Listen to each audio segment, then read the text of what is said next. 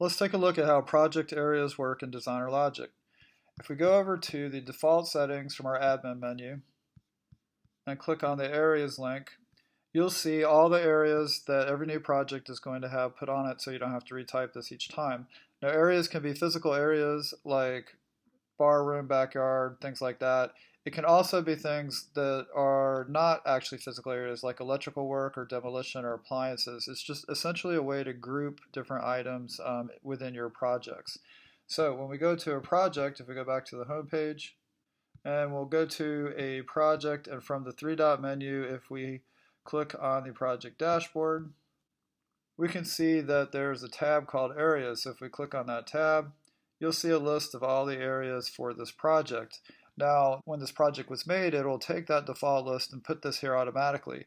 But if you have a custom area for just this project, like say this project has something like Mike's wine room or something like that, click on the Edit Add link and select Area.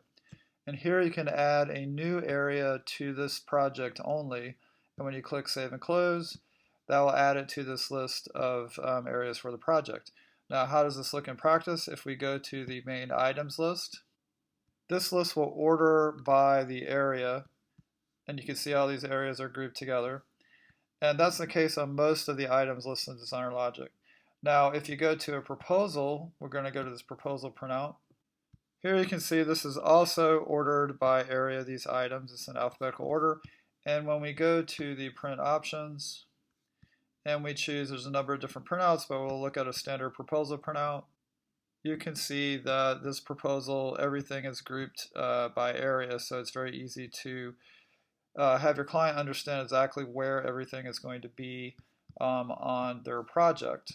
One last thing is if we go back to the main project items list, and again, these are all ordered by area.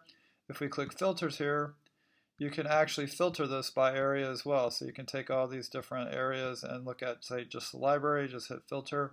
You can also click multiple ones if you want to look at just these three areas together, hit filter, and that will filter this whole list by that choice.